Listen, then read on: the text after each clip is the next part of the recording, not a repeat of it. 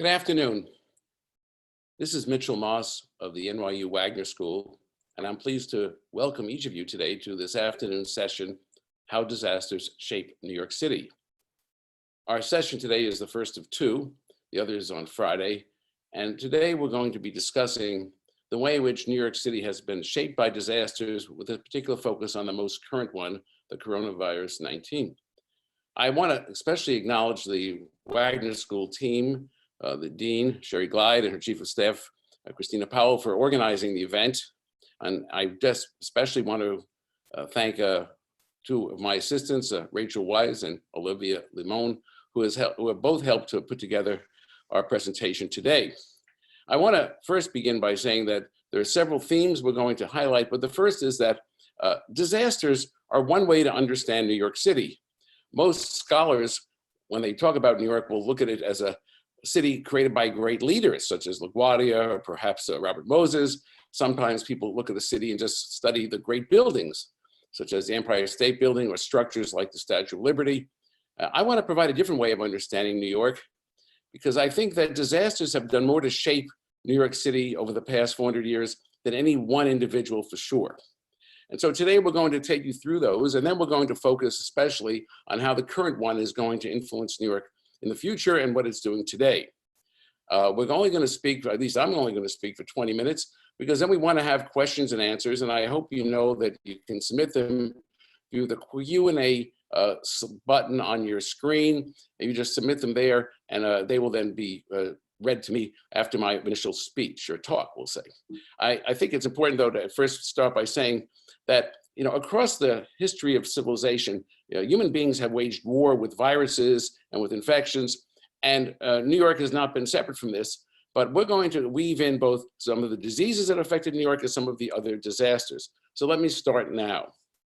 If we can get our screen, our slideshow working correctly. And so if we go back really to the 19th century, and if we even want to go back to 1776, the great fires of 1776 and of 1835 were the first real disasters that struck New York in terms of physical events. But fires were part of urban growth in the 19th century. Chicago had one and Boston had one. But in New York, the fire of 1835 destroyed almost all of downtown. And it led to a massive change in the building code. But most important, it led to the city to reconfigure the streets there. And it also forced over 620 different insurance companies to abandon New York and move to Hartford, Connecticut, which, as you know, was once a very important city. And so the fire of 1835 not only changed the economy downtown and the land use, but it also forced the city to begin to recognize it needed to have a water supply capable of putting out a fire, because the fires burned because we were relying on wells and of human beings taking different kinds of barrels and filling them with water. And so the response to the fire was in fact the basis for what we had was a water supply, which was then really reinforced by a series of cholera epidemics. I'm sure you know that cholera has been an epidemic across all great cities when you have water supply which is contaminated by feces. And it not only in the United States, but it happened across Asia. It certainly was a very big part of Europe. But what I think is important in New York is that we had 3 different cholera epidemics. And that forced New York, along with the fires, to acquire land and to get out of the business of having well water as a supply, but to have a centralized system of water supply. And this is one of the great assets New York has now. Starting in the middle of the 1840s, we acquired land. And if you look at the lower part of the map, you'll see the Croton watershed, which was the first part. And then later in that century, and early in this century, New York City acquired a vast amount of land in the Catskill area. In fact, we acquired so much land that some of those communities had to be basically kind of changed so dramatically that people weren't living there because we made them reservoirs. And so the entire city's water supply was a function of the need to guarantee health. And in fact, it was the water supply creation which allowed buildings to be built without worrying about fire as much, and certainly the city to grow in density. But of course, it was not just the water supply, but the fact that in 1866, New York City created a vast new, let me just get back a second for this. Well, we'll see if we can do this. I think we're having a little tricky part here. New York City built this water supply but it was not requiring people to connect to it until 1866 when it established the Board of Health. And the Board of Health, which is one of the great devices New York City has, it's the mayor's own private legislature, modeled in part after the London Board of Health. And this Board of Health said if you didn't connect to the water supply and to sewer lines, you would be fined. And that was the beginning of the end of cholera as a serious epidemic in New York City. I want to move on now to show that even disasters overseas shape New York. In the 1840s, a fungus affecting the potato brought from Peru to Europe led to the famine in Ireland and to the social revolution in Germany. And the reason we saw a huge influx of Irish and German immigrants, and you can see here from 1845 to 1860, this population of both groups really almost doubled in some cases. The Irish really went from 50,000, from about 100,000 to 200,000. The Germans went from about 40,000 to roughly 120,000 because the famine in Europe and the social unrest produced because the potato was no longer able to feed people led them to come to America. And so our very population was in fact founded in part on disasters in other places. I just want to go back one slide rather and point out to you, so we've seen fires and we've seen cholera. We even have snow. And New York in 1888 had a blizzard which eliminated any surface movement. No food could be delivered, no newspapers, no mail, and people couldn't move. And you see here an image of what was happening. And this led New York to recognize that it had to have a subway system that was underground. Until then, everything was above ground. And so it was the snow and the blizzard which basically put the city at a standstill. Nothing was functioning. That led to the massive investment which the city gave private firms the right to build a subway. And I want to show you, this is the Lexington Avenue line, the busiest subway line in the United States today, but it began really in the beginning of the 20th century. And you can see they just took the street, dug down. One of the reasons the Lexington Avenue line is so attractive is it's close to the surface. It's not like going to Washington, D.C., where you have to go 200 feet down to DuPont Circle. Here you go down one flight of steps and you're at a train. And of course, this subway was the basis for the expansion of New York's population. Once we had mass transit going underground, it allowed people to move further from downtown and lower Manhattan into basically healthier communities, which were less crowded, less dense, and sometimes able to have their own homes, which is why Brooklyn became such an important growth center after the city merged with the city of Brooklyn, that we then had subways connecting all the boroughs except Staten Island by the middle of the 20th century. I think you've probably heard more about the Spanish flu of 1918 than I'm going to need to repeat, but I think the lesson here is that this epidemic came from American soldiers in the north of France mixing it up with European and African soldiers. Of course, the flu was brought back here. It came by ship. Flus, could travel with people. And of course, the flu came first to Philadelphia. And New York, in fact, was very tough on this. We actually had a great Board of Health and a great Department of Health. And the physicians were very clear that they were going to monitor every case of it. And you can see this here. And especially we had a person in charge of our public health program. And so that, in fact, New York City then took the initiative of staggering work hours, of making sure that schools became checking every person. And it was Dr. Josephine Baker, one of the great school physicians and doctors, and who ran a program which made every child going to school being inspected by a physician every morning, and sick ones were sent home. They felt that it was better to have the child in school rather than a crowded slum dwelling where the problem of influenza would be very hard to manage, so they could keep them in school away from the illness that might be in their home. And I just want to move on because we don't want to deal with current issues. The disaster that is most striking in people's minds until recently was the attack of September 11, 2001. This is important for two reasons. One, it changed New York's relationship to the country and to the world. But more importantly, it was the largest loss of life from a foreign attack on the American continent ever. The only previous larger loss of life was the Battle of Antietam in the Civil War. When the World Trade Center was struck, there was a general view that New York's future was gone. No one would want to live here, no one would want to work here, and who would want to come to a city which had been hit twice by terrorists? Unfortunately, those predictions, or fortunately, I would say, those predictions turned out to be totally false. What happened is that an election was rescheduled, and then, of course, some of you know that Michael Bloomberg won, and the immediate decision then was to reinvent Lower Manhattan rather than try to rebuild the stock exchange. Lower Manhattan had been dominated by finance. As you can see, in 2000, more than half the employment was there. And under the new mayor, they said, we're not going to build a new stock exchange. In fact, Mayor Giuliani had committed $400 million to a new stock exchange building. We're going to change it. They invested in schools and parks, and they actually made it attractive to live. So the Lower Manhattan today, below Canal Street, has 50,000 people. It has brand new schools and parks. It has changed dramatically in its key occupation. So today, only 1/3 is in finance.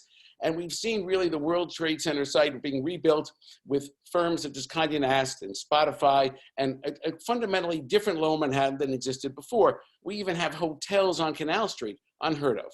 But most important, the city became part of the nation as a result of this. New York City suddenly was viewed as a sympathetic target of foreign attack rather than an outlier filled with kind of unusual and progressive people. And so the memorials for 9/11 were built around the country. They're in fact around the world. If you go to England today in London, you'll see a memorial to 9/11 along with a memorial to World War II and other great events which we had a shared destiny with the United Kingdom. And now, of course, no matter who you are in this country or world, if you're coming to the United States, and this is, of course, the Pope visiting the 9/11 memorial, and I thought it was appropriate given this is Holy Week and Good Friday is this week as well, Holy Thursday is tomorrow.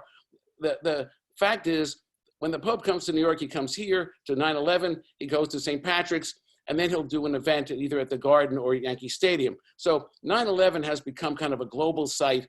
Even the current President of the United States has had to create a history where he had to show that he was there. Whether it's accurate or not is something I'll let you discover. Now, the other crisis, so we've had terrorism, we have fires, we have snow, we have disease. The other disaster was the financial crisis. And I want to bring this up because the financial crisis occurred 2008, 2009. And once again, it demonstrated how the city responds to crisis and disaster and catastrophe. This was a global crisis. The 9/11 was a localized one, but the city took the initiative of reinventing Lower Manhattan. In 2008, the challenge was how could the city recover? And the first part you should know is that President Bush, who was in his last few months, and President Obama both adopted the same policy to save the banks. So the banking system was saved, unlike Detroit, where some auto companies had to be kind of merged. And what is important here is that, as this commentator says, Mark Zandi, no city got as much federal government help as New York City. And the reason this is important is that we were getting federal help, and by saving the banks, the federal government saved New York.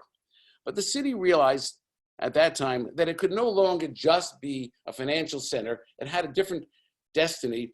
Finance was important, but it could no longer be kind of the core of our economic rationale. And so what happened was the financial sector declined, and you can see this from 2001. We went from having, really there was a massive decline. So today, and this is what's important, financial services have gone down about 11.5%, but the economy grew by 18%. So New York changed its economic mix. Finance, still vital, but no longer as important. And what happened was the city made an aggressive effort to foster tourism, to foster high-tech industries, and to become a more kind of diversified economy, not just based in Manhattan. And here we have the high-tech strategy of the Bloomberg administration. I think it's important to see. They took Roosevelt Island, which had 2 hospitals developed really for other physical diseases, especially tuberculosis. They turned Cornell, which had been stuck up in Ithaca, New York, great university in the middle of Christmas tree farms. And they finally got a foothold in New York City with the Technion from Haifa, Israel. There was a conversion of the Brooklyn Navy Yard, so it became a much more important incubator for new businesses, which a new lab building shows.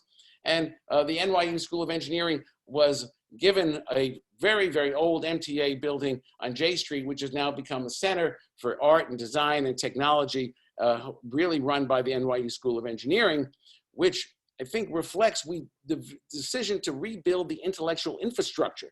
So Lower Manhattan was physically rebuilt, and after 2008, the economic infrastructure was redefined.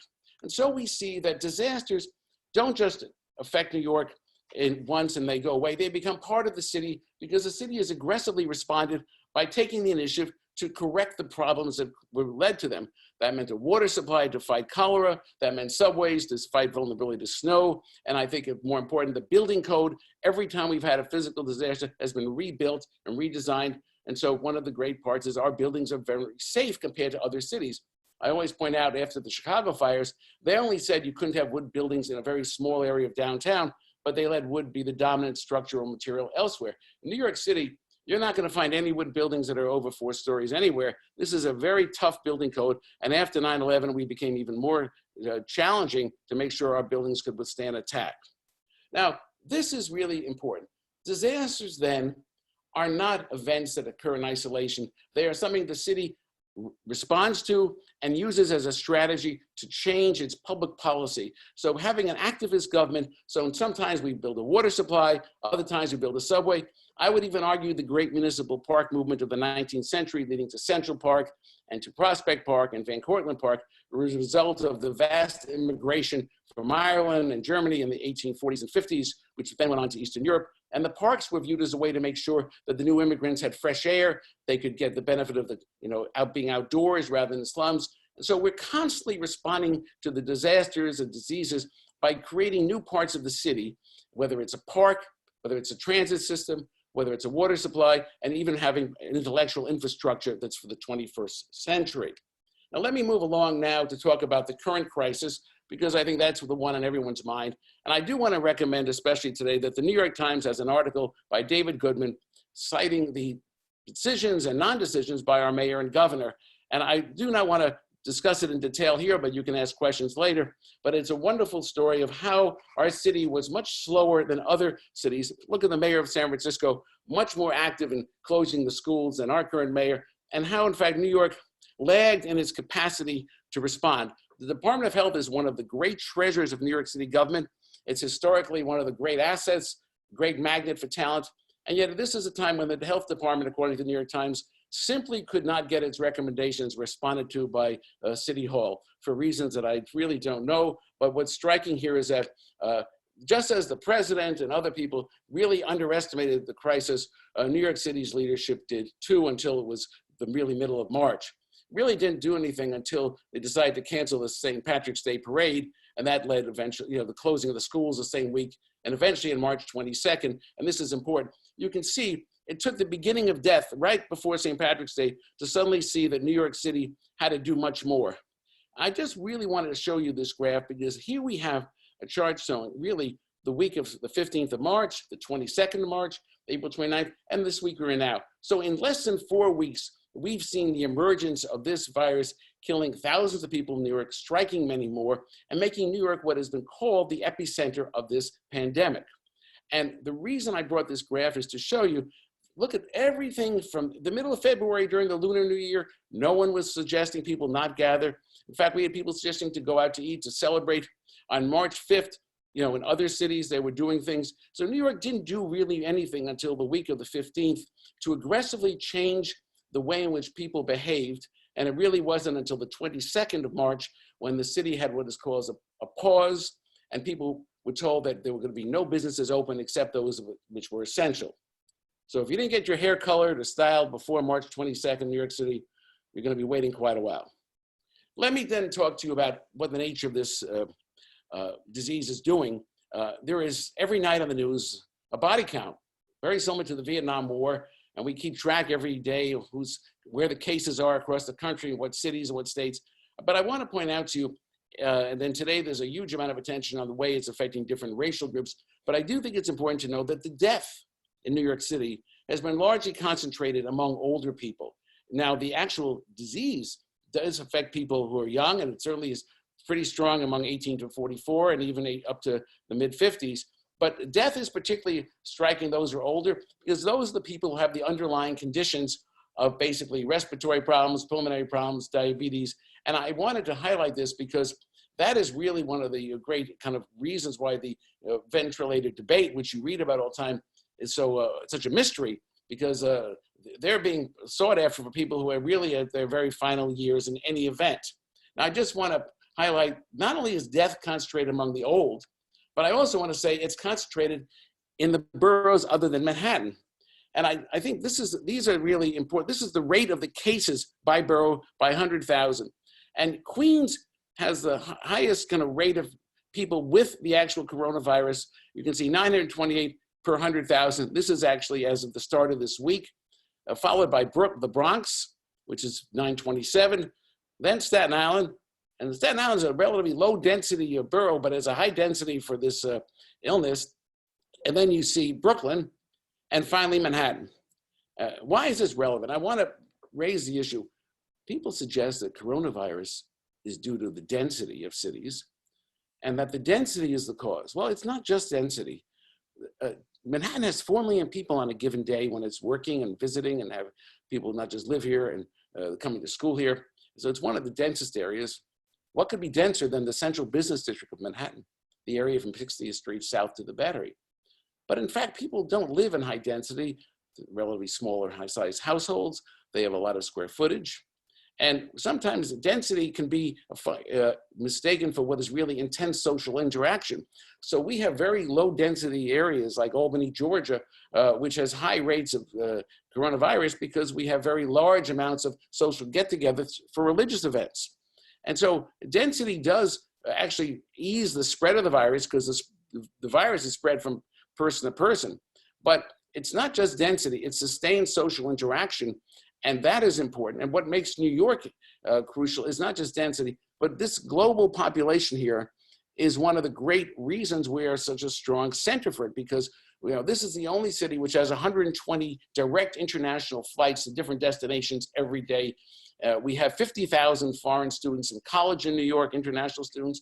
We have a city in which it's important, 2 million people fly every week from different countries into the New York airports.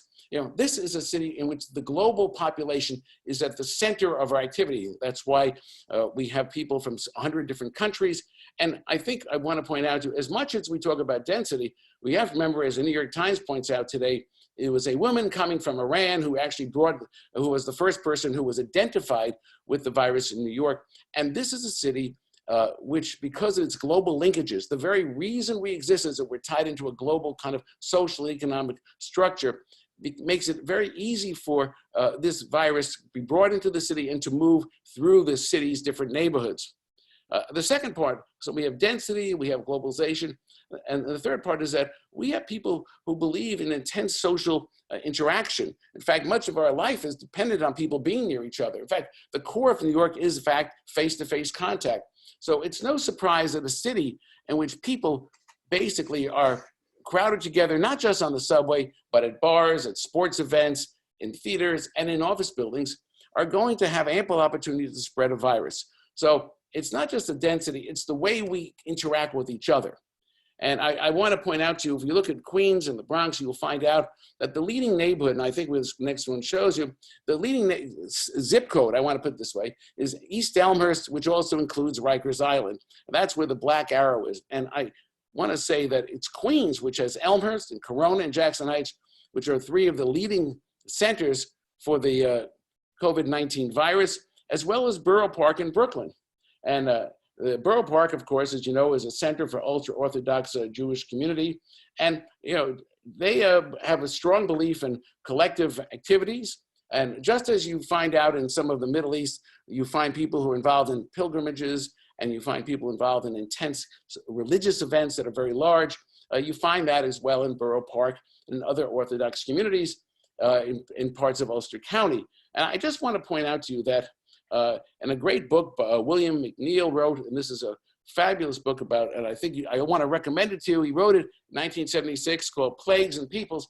He pointed out that there's no question, and I think it's important to understand that there are people who are religious, and they believe that a disease comes from God, as he pointed out, and he would argue that, in fact, they feel that it's inappropriate, impious, in fact, to interfere with God's purposes by trying to take precautions against disease.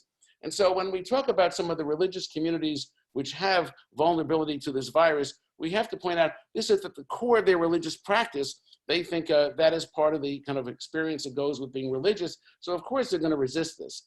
And I do want to point out that McNeill pointed out in a very powerful sentence, that in fact disease spreads because these communities actually believe that they're coming from God and that you can't stop the will of God.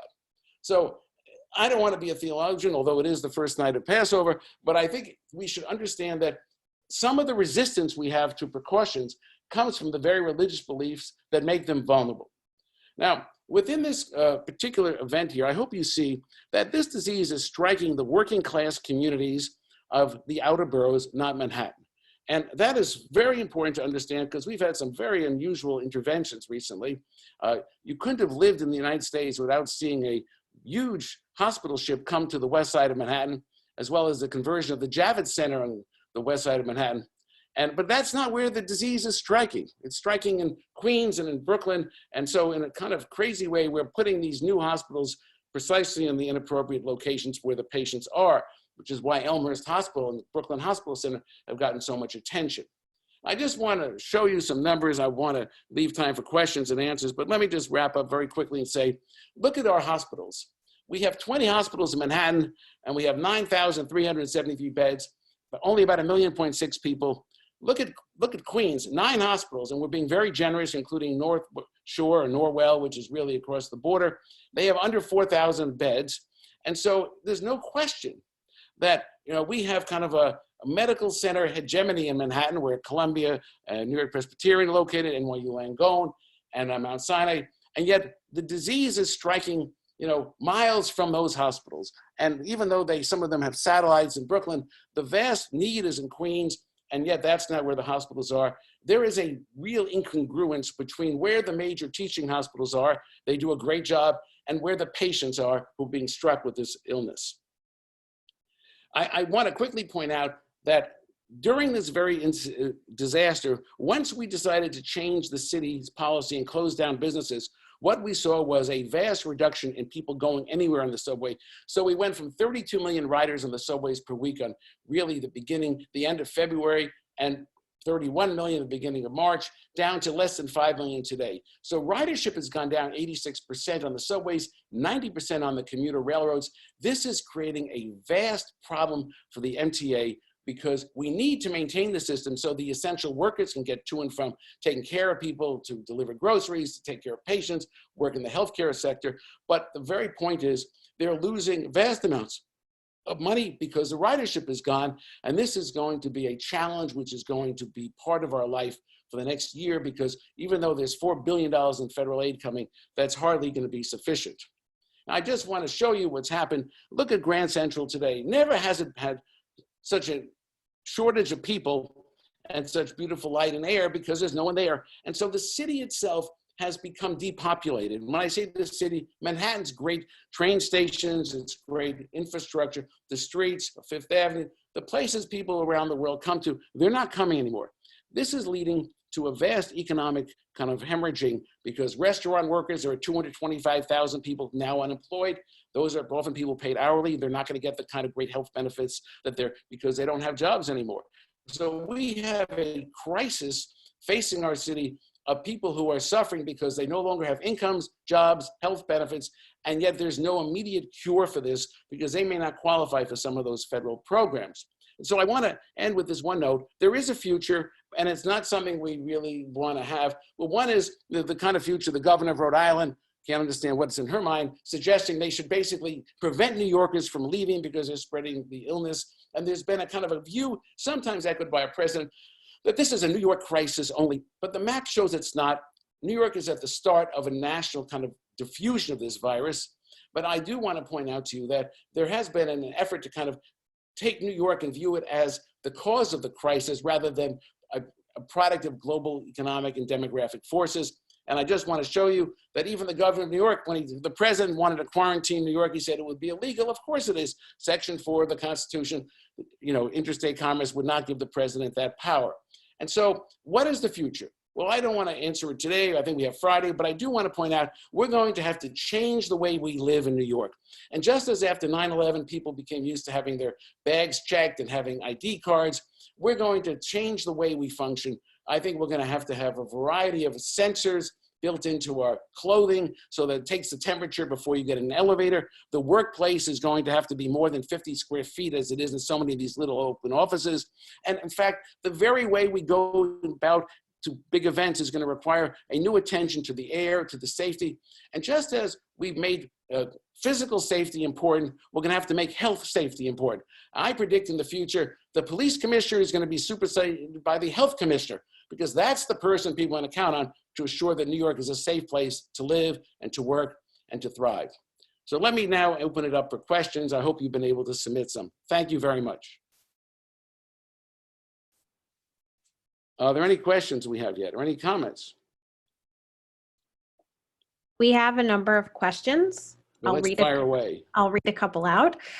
This one is from an anonymous attendee. Is Manhattan relatively low? Are the rates in Manhattan relatively low because loads of Manhattan employees are commuters who are going back to New Jersey, Long Island, and Westchester, and therefore they're being counted in those totals? I think there's no question that when New Rochelle was quarantined, it was because a lawyer who worked in Manhattan lived there, and they focused on New Rochelle because that's where so much of the spreading of the virus occurred. So yes, I think certainly in some cases it's because Manhattan population is living elsewhere and spending time there. But I think the other part is that Manhattan's population tends to be much smaller than Brooklyn and Queens. And so we don't realize it's not only smaller, it's more affluent. 70% of the people in Manhattan have college degrees.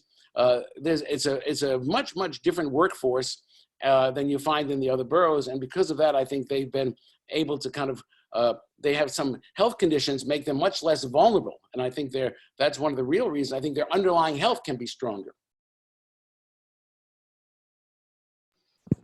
We've gotten a lot of questions about the transit system and the MTA. So how do you think we would avoid a financial collapse of the transit system? I think the MTA has a purpose which is so central to New York that no governor could let it really fail. In addition, it's one of the largest issuers of tax-free municipal debt. So if the municipal debt of the MTA turned out to be diminished value, every state and every county would have their own interest rates go up. So what do I think is important here is to recognize that we can't even maintain our healthcare system without the MTA, because that's how people get to work. I think we're not going to be able to maintain groceries. We're going to have pharmacies because the working people don't have cars and they need the subways to get to work. It's bad enough we've had to reduce the amount of service because of the number of MTA employees who have had the test positive, and we have a very serious shortage of workers.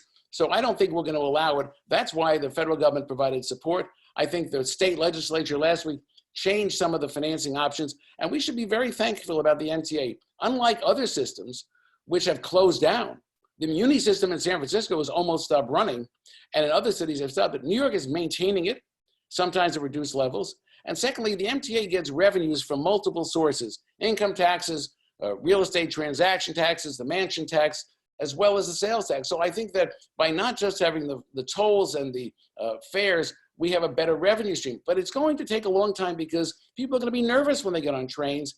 And I think we're going to have the MTA take a much more aggressive posture about having sanitizers right near the fabulous new Omni system. If you're going to have a card that uses Omni, you should be able to have sanitizers there in some modern form. I think we're going to have masks at one point required for the trains. So I think we have not even begun to impose new requirements on people who take the subways. Next question.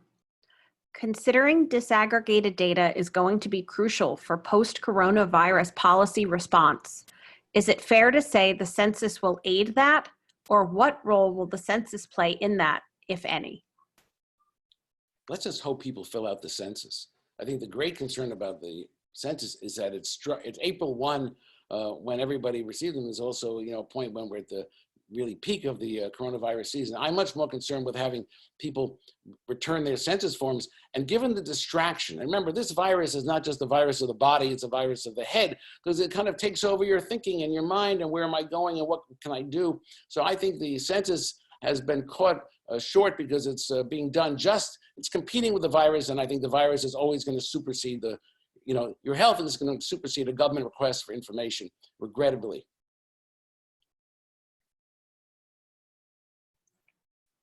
Can we go to the next? Next question. What do you make of New Yorkers' newfound affinity for Governor Cuomo and his response to the pandemic? Well, this is delicious. the governor has found his voice. He has been very effective at getting things done, and now he discovered, that he he's a human being. I think the governor is fortunate, I think, because he's been able to use the powers of the governor, which are substantial, to intervene. And of course, he was very, very fortunate because the mayor of New York was slower than the governor. And the governor has found that, he had lived in the shadow of his father for many years, and now he's kind of become larger than his father because every day at around 11 o'clock or 12, he now has his own television press event. And I think the governor's aggressiveness has been a contrast with the mayor. And I think people in a crisis learn that leadership kind of comes when you're tested, and he's been tested. And though he was initially not as focused on this, once he got focused, I think he's been relentless. And I think that his being a champion and his willingness to go hand to hand with Andrew Trump, Andrew's willingness to go head to head with Donald Trump has been terrific. But at the same time, he's been able to kind of convey the fact that people have to maintain attachments to their families and their friends. So there's been kind of both a remarkable way in which he's been a strong force as well as a compassionate one. Which of the city's vital industries are best positioned to survive the economic depression, especially if the pandemic leads to a long period of unpredictable shutdowns? This is a fabulous question. I wish I could predict the future, but I'll tell you this much. I think we do not know how remote work is going to affect the office of the future. But I think once people get used to working remotely, they're not going to come back to 5 days a week commuting into their jobs. NBC Universal has 67,000 employees, and only 3,000 are coming to an office, and most of those are news or technical. Jimmy Fallon can stay out in the Hamptons for the rest of his career and do his show. Stephen Colbert can do it out of Montclair. But if the news is being done out of Manhattan or out of Washington, and so and the technical people there. So I think we have to realize that there are certain industries which are going to require face-to-face, and they will come into Manhattan. The second part is that the nature of work is changing because, as I said, technology has now shown that you can have financial institutions doing trading from home. JP Morgan sent their workers to the trading floor, which resulted in a widespread diffusion of the virus. And now they're finding people are doing it from home. So I think I'm very concerned about how the future office market is going to work. People are going to want to go to offices for the structure, for the interaction, but I don't think they're going to be working in 40-foot cubicles with open air. And I think that the office is going to have to find a way to change the experience so it's safe. I tell people all the time, the most dangerous place to be in New York is an elevator, because you're standing next to someone you don't know, who knows what germs he's carrying or she, and you can't jump out of the elevator because it's going up 30 or 40 floors. We're going to have to make those buildings health safe. That means we're going to have to change the actual technology that is in the lobby, so when you walk in, you're going to be comfortable going up to your office. Without trying to predict the future, do you see current patterns of regionalization of resources and sharing resources across public and private institutions continuing after the pandemic? I'm not sure they're going on now. I mean, upstate New York doesn't want to share with downstate their ventilators. I think this is we're very lucky. We have 3 Democratic governors who kind of all are willing to get along right now. But at the core, I think that, yeah, there'll be some regional cooperation that comes out of this. There's more regional goodwill. But I do believe that, fundamentally the states are independent political entities and the cities within them are subordinate. So I think there'll be some regional cooperation, but I would not overrate it. I think we have a kind of a lull because they all want the same thing, which is money from Washington. Do you think there will be an expansion of hospitals and healthcare in the outer boroughs? Well, I think this is a great question because we cut out hospitals because the medical system said we don't have to keep them in. You have surgery, you go home. I grew up as a kid. I remember when I was young, if they were in the hospital, they said, well, stay a couple of days to take some rest.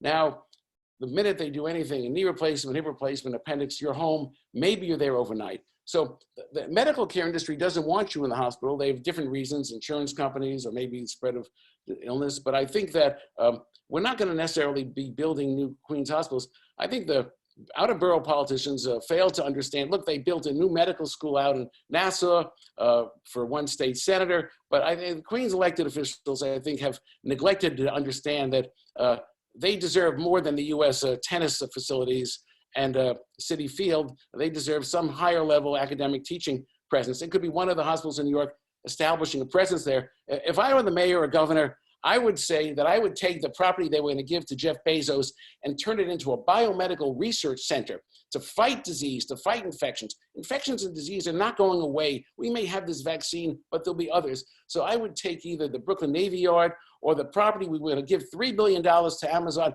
and put it into biomedical research here in the borough of Queens, and let that be a magnet for the world to know that we're going to invest in this. There's going to be a massive growth of the biotechnical world, just as there was a massive growth after Sputnik. When the Russians launched a satellite, we invested in science technology. We're on the verge of a new investment in healthcare, especially bioengineering. If I were the governor of New York, I would not waste a dime on Amazon, but I'd put billions into biotechnical research.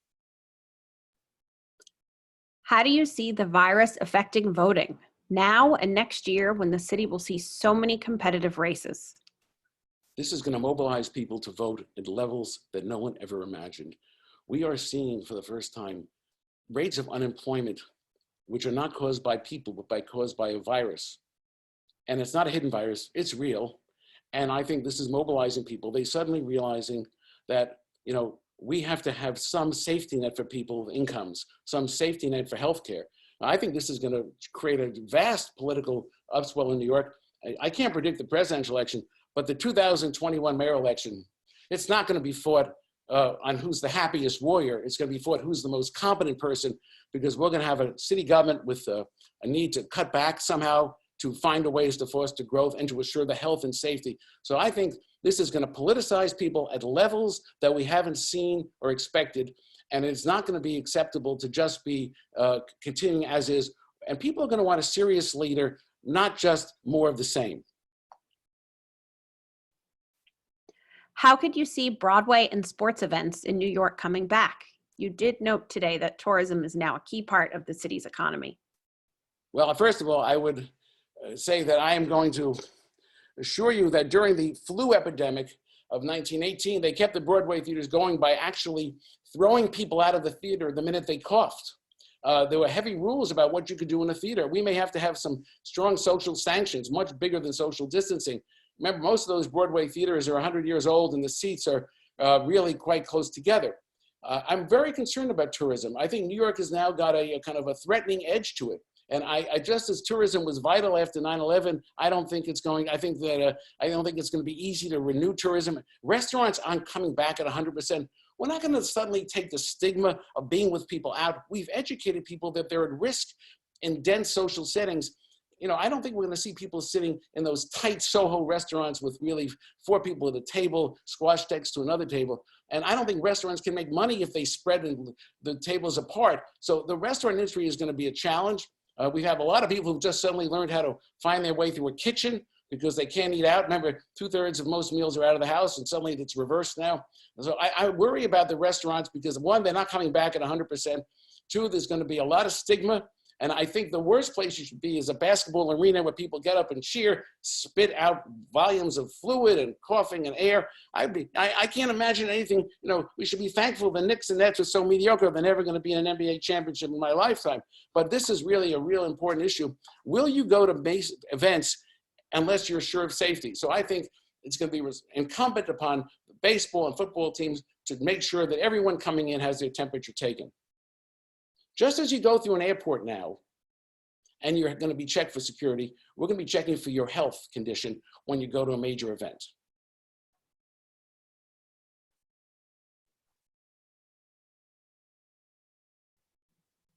Any other questions?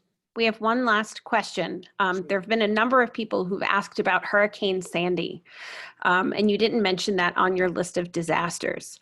How well did the city respond to that weakness in our infrastructure that Sandy exposed? And are there any weaknesses that remain today? Well, I want to acknowledge I didn't do Sandy. I also didn't do the Triangle Shirtwaist Factory in the early 1900s, both of which were disasters, simply because I didn't want to cover too much. Sandy revealed that New York City has large areas which are really in floodplains. We've remapped the city so we know where the floodplains are. We've changed the building code so you don't have the flooding of your infrastructure. You can't have all your power systems at the basement and ground level. And I think there's been a vast improvement in how we're building things, but there still remains a lot of homes have never been really adequately repaired. There are portions of New York which still should not have any buildings. I think the state has done a great job acquiring land down on the Staten Island shore. So we were building in wetlands, we're not doing that.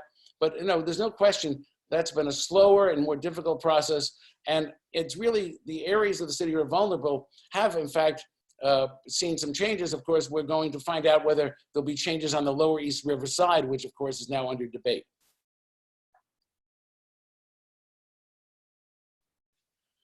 So I think it's almost 1:45, am I correct? And I want to say to everyone here, I want to thank you. I also want to suggest that if you want to participate Friday, I hope you'll register because I think that's how you get entrance into this webinar. And I want to also let you know that next week, the Wagner School will be hosting the Dean, Sherry Glide, one of the foremost health economists in the country.